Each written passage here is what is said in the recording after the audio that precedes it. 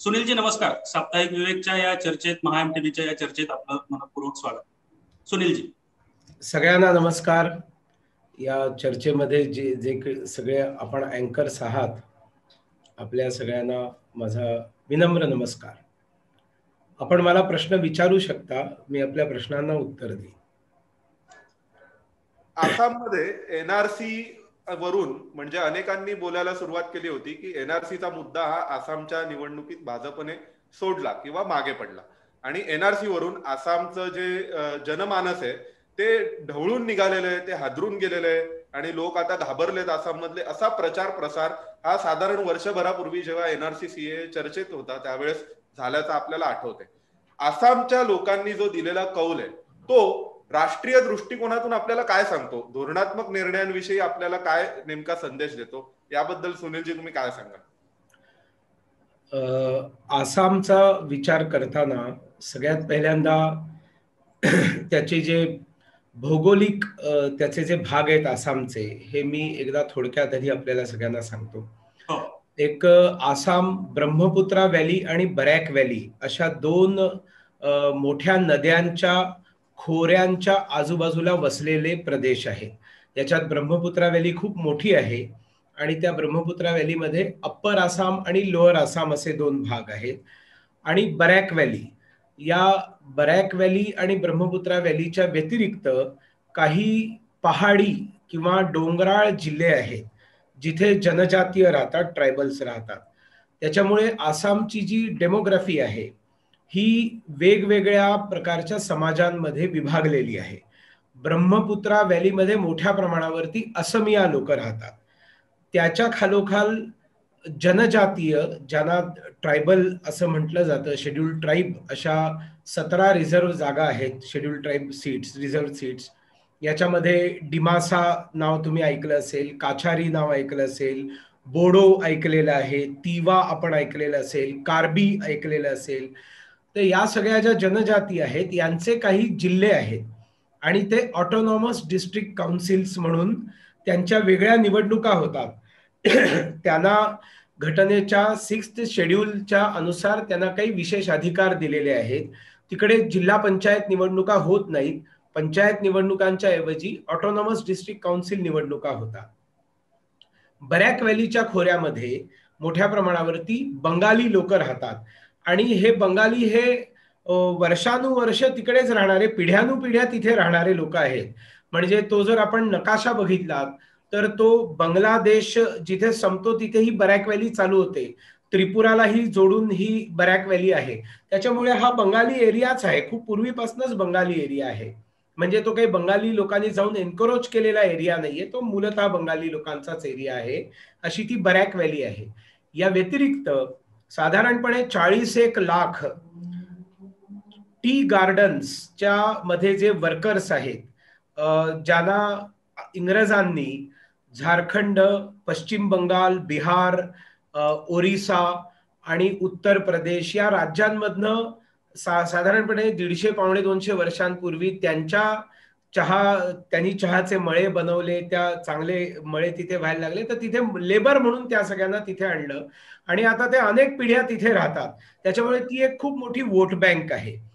त्याबरोबर तिथे नेपाळी, ज्यांना आपण म्हणू नये, गोरखाली ज्यांना आपण म्हणू शकतो, गोरखा समाजाची एक खूप मोठी वोट बँक आहे. या व्यतिरिक्त बिहारी आणि माझा आवाज येतोय ना सगळ्यांना? हो हो, आपण बोला. हा, तर बिहारी आणि मारवाडी हे पण खूप मोठ्या प्रमाणावर तिथे आहेत. म्हणजे हे काही छोटी वोट बँक नाही, सायझेबल. अनेक ठिकाणी त्यांचे जे वोट्स आहेत ते तिकडे निर्णायक वोट असतात. अशा प्रकारचं एकूण जनमताचं विभाजन तिकडे आहे. याच्यातनं एक गोष्ट स्पष्ट होते की फक्त असमिया माणूस आसामचं भवितव्य डिसाईड करत नाही. एवढे मोठे ग्रुप्स आहेत तिथे की ज्यांच्या वोटिंग पॅटर्न वरती आसाममध्ये कोण जिंकणार आणि कोण हरणार हे निश्चित होत असतं. आता आपण सीएएचा आपण विचार करू आणि एनआरसीचा विचार करू. आसाममध्ये 1978 साली एक बाय इलेक्शन झाली, लोकसभेची बाय इलेक्शन झाली आणि त्या बाय इलेक्शन मध्ये अचानक लोकांच्या असं लक्षात आलं की 1.25 लाख वोटर्स, 78 साली 1.25 लाख वोटर्स 1.5 वर्षांमध्ये वाढले.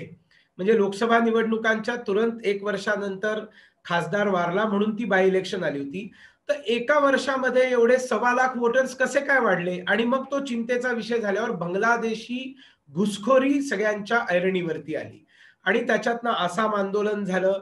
ऑल आसाम स्टुडंट्स युनियननी खूप तेजस्वी आंदोलन केलं. त्यावेळेला अखिल भारतीय विद्यार्थी परिषदेने त्याचं समर्थन केलं आणि या सगळ्याचा परिपाक म्हणून नंतर असम गण परिषदेचा जन्म झाला.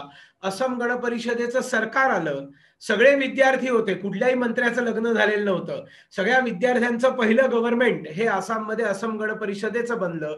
पण 5 वर्ष भ्रष्टाचार आणि बांगलादेशींना बाहेर काढणं हे त्यांनी केलं नाही आणि त्याच्यामुळे एक फ्रस्ट्रेशन आसामच्या युवकांमध्ये आलं की आम्ही एवढं मोठं परिवर्तन केलं घुसखोरी या विषयाच्या विरोधात, पण तरी देखील काही झालं नाही आणि त्या फ्रस्ट्रेशन मधनं दहशतवाद निर्माण झाला. आणि United liberation front of Assam हा फॅक्टर आसामच्या प्रत्येक इलेक्शनमध्ये 1985च्या नंतर 1990 आणि प्रत्येक इलेक्शनमध्ये हा उल्फा हा फॅक्टर असायचा. म्हणजे इलेक्शनला उल्फानी बायकॉट केलेलं आहे का, इलेक्शनच्या बद्दल उल्फाचं काय मत आहे, आणि त्याच्यामुळे it was a big factor. दहशतवाद हा एक बिग फॅक्टर असायचा एकेकाळी. आणि आसामचे लोक बांगलादेशी घुसखोरांच्या प्राबल्याला घाबरतात आणि they are worried about infiltration. आता याच्यामध्ये हे इन्फिल्ट्रेशन कुठल्या भागात जास्त आहे, तर बरॅक व्हॅलीमध्ये इन्फिल्ट्रेशन प्रचंड आहे, लोअर आसाममध्ये इन्फिल्ट्रेशन प्रचंड आहे.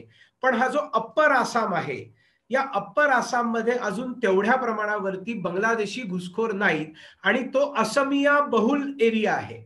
आणि त्याच्यामुळे त्या ठिकाणी जे पार्टिशन नंतर किंवा पार्टिशनच्या पूर्वी किंवा बांगलादेशाच्या निर्मितीच्या वेळी जे बंगाली हिंदू तिथे येऊन राहिले, त्या बंगाली हिंदूंच्या अतिरेकी बंगाली बाण्यामुळे किंवा असमिया भाषेला महत्व न देणं किंवा आपले महापुरुषच सगळे महापुरुष आहेत अशा प्रकारची भावना ठेवणं आणि स्थानिक समाजाला घालून पाडून पाहणं, या प्रवृत्तीमुळे त्या आसामच्या असमिया लोकांच्या मनात एक भीती की यांच्यामुळे आमची भाषा, आमची संस्कृती, असमिया कल्चर, असमिया आयडेंटिटी संकटात येईल की काय असा प्रश्न निर्माण झाला होता. आणि त्याच्यामुळे आपण जेव्हा महाराष्ट्रात बांगलादेशी घुसखोर म्हणतो त्यावेळेला आपल्या डोळ्यासमोर बांगलादेशी घुसखोर मुसलमान असतात. पण आसाममध्ये ज्या वेळेला इन्फिल्ट्रेटर्स म्हटलं जातं त्यावेळेला हे असमिया भाषी लोक हिंदू आणि मुसलमान दोघांनाही इन्फिल्ट्रेटर मानतात. हे आपल्याला इथे माहिती नसतं. पण बरॅक व्हॅलीमध्ये तर बंगाली हिंदूच आहेत, पण लोअर आसाममध्ये इतक्या मोठ्या प्रमाणावरती बांगलादेशी घुसखोर झाले की तिकडच्या असमिया हिंदूंना हा बंगाली हिंदू हा काही विषय थ्रेट शिल्लक राहिला नाही. त्यांना हे माहिती होतं की बंगाली हिंदू आम्हाला चालेल एक वेळ, पण हे जे बांगलादेशी घुसखोर मुसलमान आहेत यांच्यापासून आम्हाला थ्रेट आहे. तर ही जी फिलिंग लोअर आसाममध्ये आहे ही अपर आसाममध्ये तेवढी नाही. आणि हे सगळं मी का पार्श्वभूमी तुम्हाला सांगितली, तर सीएए ची आवश्यकता का होती, कारण हे मोठ्या प्रमाणावरती जे बांगलादेशातनं आलेले जे हिंदू आहेत या हिंदूंना नागरिकता मिळणं अत्यंत आवश्यक होतं. आणि ते वर्षानुवर्ष भाजप म्हणत होतं की आम्ही सरकारमध्ये आल्यावर आम्ही या हिंदूंना नागरिकता देऊ, जी तिथे लाखांच्या संख्येने आहे. ही आमच्यासाठी वोट बँक नाहीये, ही आमची आयडिओलॉजी आहे की या देशामध्ये आलेले पाकिस्तान, मुळातच हे पाकिस्तान, बांगलादेश आणि हे सगळे जे आहेत या भारताच्या भूमीवरती एका अर्थाने त्या काळी झालेला एक नाजायज कब्जा आहे. त्यांची ती भूमी नसताना मुसलमानांनी घाबरवलं काँग्रेसला आणि काँग्रेसनी देऊन टाकली भीतीने येऊन, आणि त्याच्यामुळे भारताचे पूर्व पाकिस्तान, पश्चिम पाकिस्तान तुकडे झाले आणि पाकिस्ताननी इमिजिएटली स्वतःला इस्लामिक रिपब्लिक डिक्लेअर करून हिंदूंना बाहेर काढायला सुरुवात केली. आणि त्याच्यामुळे ते आल्यावर त्यांना नागरिकता मिळाली पाहिजे हे गांधीजींपासून नेहरूंपासून सगळं म्हणाले होते, पण कोणी दिले नाहीत. देण्याचं काम अमित भाई शाह, नरेंद्र मोदीजींच्या सरकारने केलं.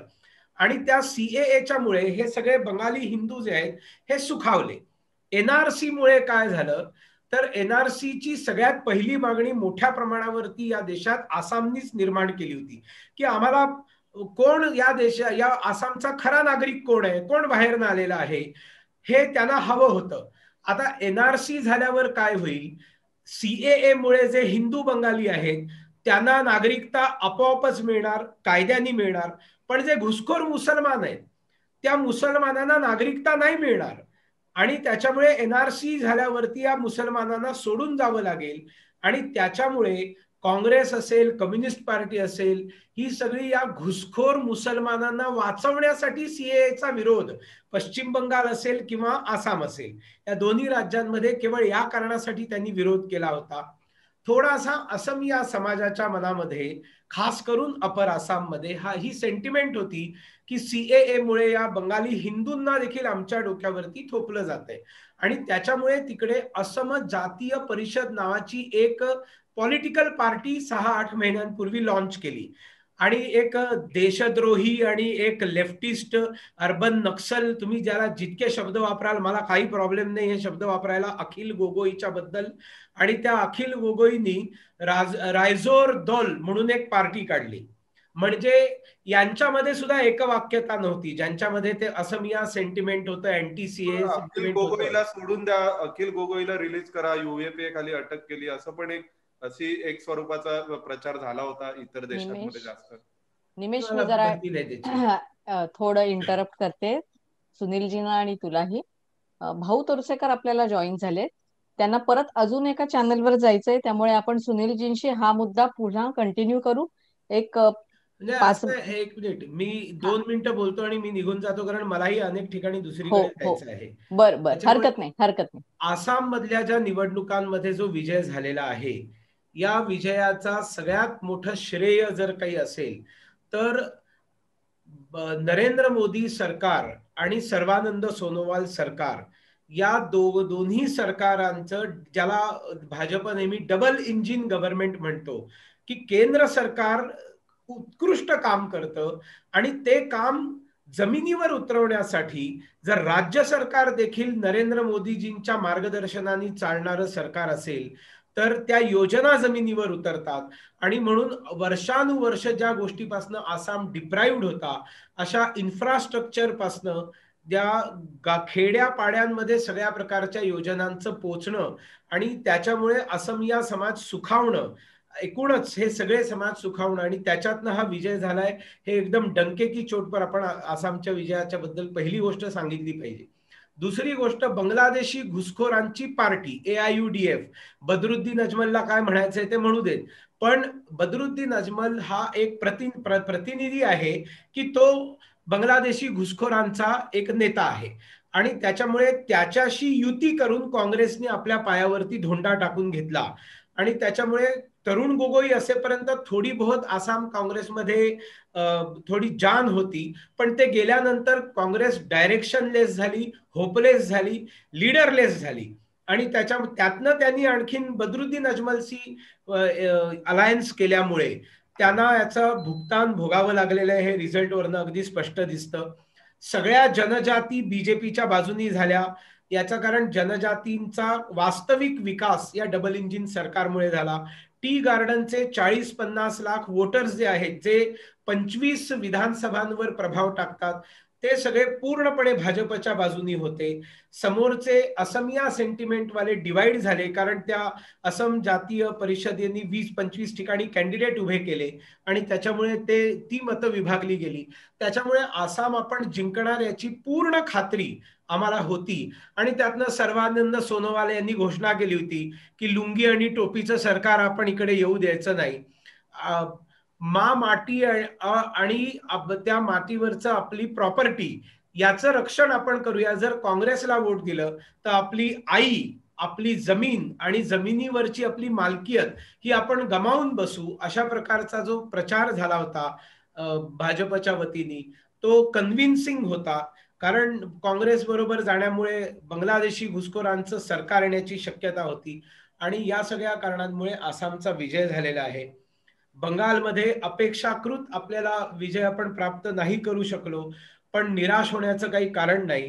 3 पासनं जे काही 75-78 किंवा आता उद्या पहाटेपर्यंत आपल्याला सगळे हे कळतील निकाल, त्याच्यामुळे तिथे डेफिनेटली आपण जिंकू शकलो नाही, आपण हारलो असं म्हणायचं काही कारण नाही. हारलो कधी म्हणायचं, जर आपण सरकारमध्ये असताना आपण जर ते सरकार टिकवू नाही शकलो तर आपण हारलो म्हणायचं. आपण हारलेलो नाही, आपल्याला अपेक्षाकृत यश मिळू शकलं नाही याचं दुःख जरूर आहे. त्याचं आकलन देखील पक्ष करेल, काय झालं काय नाही. पंढरपूरमध्ये आपला विजय झालेला आहे, त्याच्यामुळे शरद पवारांनी लगेच ट्विट बीट करून ममता बॅनर्जीचे आभार मानले. तुमच्या पायाखालची जमीन खिसकते आहे याच्याकडे तुम्ही आधी लक्ष द्या, नंतर त्या ममताच्या अभिनंदनाचे ट्विट करा. आधी तुमच्या तिघाडी सरकारचं प्रचंड अपयश या राज्यामध्ये मोठ्या वेगाने पुढे जात आहे आणि भारतीय जनता पक्षाची यशस्वी घोडदौड या राज्यात होणार आहे, होते आहे. हे पंढरपूरच्या निकालाचं आपल्याला मतितार्थ म्हणायला हरकत नाही. भाऊ इथे आहेत, मी त्यांचा मोठा फॅन आहे आणि त्याच्यामुळे त्यांच्याकडनं या सगळ्याची आकलन ऐकण्यामध्ये जरी मला आत्ता वेळ नसला तरी त्यांना ऐकण्यासाठी म्हणून मी इथे नक्की थांबणार आहे थोडा वेळ. मी माझा माईक म्यूट करून बसीन, पण even I am also interested in listening भाऊज comments on all these results. पण एकूण देशभरामध्ये भाजपचा विजय झालेला आहे. बंगालमध्येही आपण सरशी केलेली आहे पूर्वीपेक्षा. आसाम आपण रिटेन केलेला आहे. तमिळनाडू आणि केरळमध्ये आपलं वोटिंग पर्सेंटेज आणि सीट्स वाढलेले आहेत. पुद्दुचेरीमध्ये आपण अलायन्स बरोबर सरकार बनवणार आहोत. आणि या देशात पूर्णपणे लुझिंग एंड मध्ये जर कोणी असेल तर ती काँग्रेस आणि काही अर्थाने कम्युनिस्ट पार्टी आहे. त्याच्यामुळे त्यांनी फार मोठे नगाडे वाजवण्याचं काही कारण नाहीये.